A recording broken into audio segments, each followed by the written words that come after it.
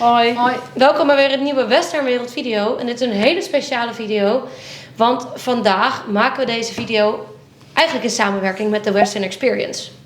Want vandaag, het is nu as we speak 12 uur in de nacht. En als je goed kijkt zie je dat hier onze laptop staat. En wij hebben zo meteen een interview met Miss Indian Wold 2023. Ja, hartstikke leuk, spannend. Helemaal uit Amerika. Het is daar nu 5 uur in de middag. En nou ja, ik denk dat Miss Indian Wold er bijna zijn. Oh, daar komt ze! Hi! Hey! Hello! So, welcome Tashina. Great to have you here. Thanks that you want to do this interview with us. Let's start with telling something about yourself. Who are you? It's very traditional and almost respectful in a way, coming from the heritage, that I do to introduce myself a little bit in my language. So, mita kyapi, chante washte na bechu zapi, Tashina Red Hawk ima japi, honanaku ampetio unihauniye, wakia changlashka tawicho de hamataha. So I said, my relatives, greeting the three of you, my name is Tashina Red Hawk. My Lakota name translates to honors the day woman. And I come from Old Green Thunder, which is an old community from the Rosebud Reservation of South Dakota. Wow, thanks. Yeah. Thank you. And it sounds pretty nice. It's such a special language. Yes, it's definitely, language is something that's super important to me. That's why I like to continue on that, like, just short introduction.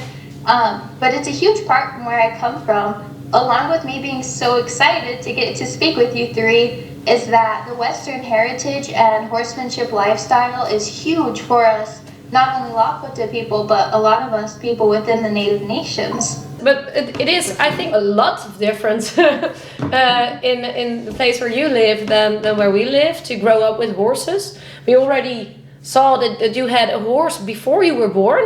Yes, I was born with my first horse, so I don't think it would be a lie to say that I was riding horses before I was born, because both of my parents ride, so I'm sure when my mom was carrying me, our horse was carrying the both of us. Very special. Yeah. How is it to grow up like that? So to grow up with that, I could sit here with hours with you three and say how special it was to me, but I am currently sitting at the University of Minnesota Morris here in the States, and right now I'm pursuing my degree in veterinary medicine. I'm still my undergraduate, so I'm still in that process. But because of where I grew up and how I got to grow up really inspired me to want to become a vet. I started barrel racing when I was 4, and I still have my ranch back at home. My dad takes care of it. I have Black Angus cows, quarter horses, Appaloosas, chickens, cats, dogs. You name it on a ranch, we got it. Yeah, boom. But yeah, it is quite a bit different from me to you. I have some pictures to accompany. But my very first horse that my father and mother had got for me for barrel racing, her name was Sichungui. Oh. So that's just a picture of me and her sitting in the grass. So Sichungui is a Lakota word that means burnt thigh woman. So Sichungu is the people that I come from, the Sichungu Lakota. And then we just kind of adds woman because I'm like naming my mare a name. So you just add woman to the end of it. But Sichungu literally means burnt thigh, like as if a fire came to your thighs. My community had to run through this giant prairie fire in order to survive. So they kind of earned their name. But along with that, kind of to get back to the Western point, is that we've had horses all our lives, like since the start. My people were gifted their horses from the Wakia, or like the Thunder Beings. So we were gifted them not only to carry our teepees, which were like our households, and not only to go out and get food and hunt buffalo, but also for like the spiritual side of things and for our own mental well-being. So they were a part of like our traditional ceremonies.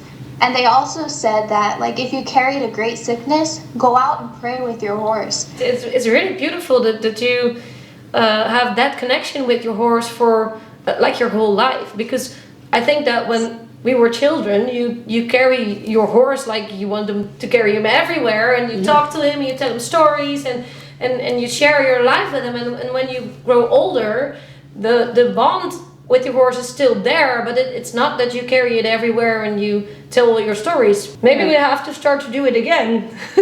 Exactly that point that you made. Like when you're kids, you go out there and you're like, I just want to pet my horse. I want to give it baths. I want to go spend time. And when you get older, you have a lot more things on your plate that you have to do. But sometimes it's like we just got to remember to get back down to our roots, go outside, spend some time, and let that horse help be that teammate with us again to keep conquering things. It feels almost like a life lesson. Yeah. Very nice. Yeah, an eye-opener. Yeah. Thanks. So last year, for the Western experience, I actually got invited when I was Miss Indian World. So I actually obtained that title down in Albuquerque, New Mexico. But what they also have at that large gathering is the Horse and Rider Regalia Parade World Contest. People from all nations come and bring their horses and their regalia, and they get all dressed up and go through a parade. So my father and I have actually won the Horse and Rider Regalia Parade contest. And so just this past year, I competed again, and this is my horse Tokala. Wow. So Tokala is the Lakota word for the Kit Fox Warrior Society. So I kind of gave him that name just as like to honor him, because he has such this big, vibrant, beautiful soul as a horse. But something I like to point out is that you see me and you see my horse, but right beside us there is a cradle board. Mm-hmm. So a cradle board is what our women used to carry their babies on their back anytime they used to do anything. Oh, cool. So that cradle board is currently holding a doll that my dad had made for me. But what it was actually used for was that cradle board was made for me before I was born, and my mom carried me in it. That's a piece of my personal history being carried on my horse. Is there a special reason for the thing on his, the beautiful thing on his head? Yes, so that's a beaded horse mask. So basically, I don't know if you've noticed like the big blue circles that were beaded down the middle. As Lakota people specifically, a lot of different indigenous people have different designs that they use for their beadwork. For us, it's a lot of geometrics. And so although it may look like a bunch of shapes and colors, they actually help depict a story and either talk about our lives or just represent something that we want to use in that beadwork.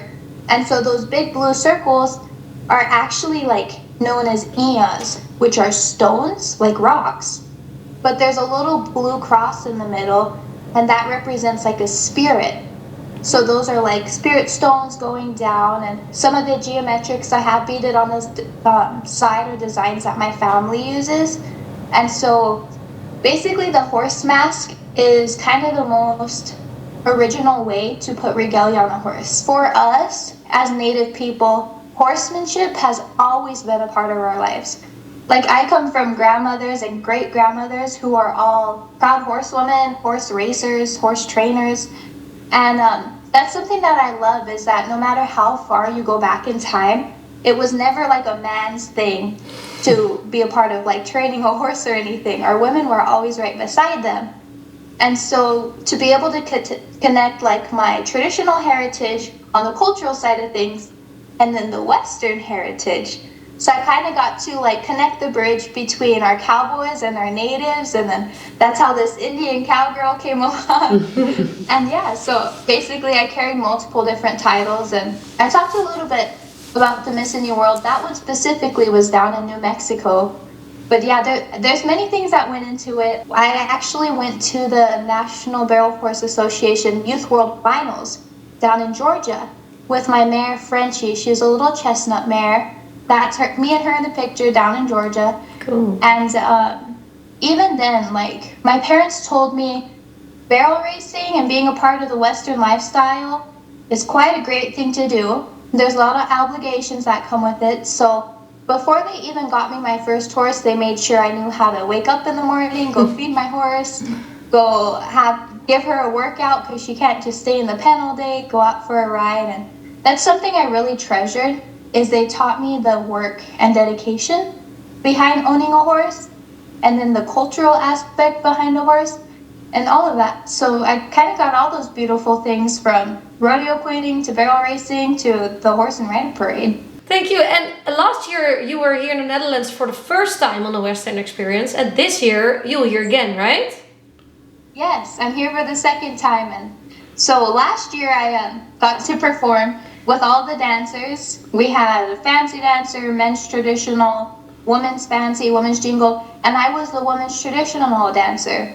So during our segments throughout the day when we'll be doing our dance performances, I'll still be the women's traditional dancer.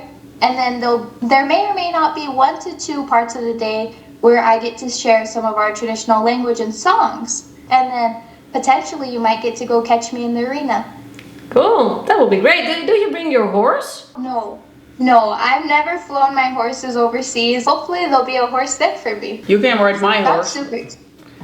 But it's not a barrel to ride horse. your horse. My horse is a Western pleasure horse. Oh yes. So that's really good. But we'll have to stay in contact because I think one of my goals on my list is to ride a horse in Europe. Oh, no, you can ride my horse. So You're gonna be competing? yeah, Saturday. Okay, you'll have to let me know when. Yeah, So I'll probably Saturday. be there because we have to be there like the full days each day. So let's stay in contact then for the weekend, and maybe we can also participate in something that you do that weekend. yes. So a part of our performances for the native group is that we do our dances and kind of showcase bits and pieces of what we do. But at the end of last year, what we like to do was kind of do some of our social dances and get the crowd involved. So we did like a round dance and like a couples dance, and so you'll have to come over and I'll bring you into our dances. And I read something about drums. Do you do that also? Yes, so for a Lakota person, like specifically women, we don't hit drums, but the men do, but we all sing. And so most likely since I'll be dancing, somebody else will be singing the songs for us. When they do a round dance with everybody, that beat represents a heartbeat.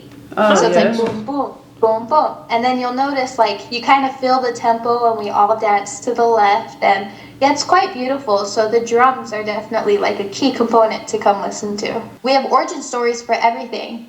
From down to the littlest thing on why we wear earrings or why we keep our hair long or why that song was sung or where the drum came from. And those are all things that you can hear about as we're performing. So I really encourage you to, if you do get the chance to come stop by, and I'm sure any of the dancers would love to talk about it more. Very nice. Look forward to seeing you all. Yeah, we're also looking really forward to see you there. So thank you very much for having this interview with us. We are really honored that you make the time for us and that you tell us so much about your life and about yourself. Thank you. I hope you all take care. I'll see you next week. Can you say Doksha? Doksha. Okay. Daksha. Okay. That in Lakota, that means I will see you next time. Okay. Daksha. Okay. Yes. Bye. Bye. Thank you very much. Bye. Wil jij weten of wij net zo goed kunnen dansen als Tashina? Of wil je zelf meedoen? Kom dan naar de Western Experience op 27 en 28 januari.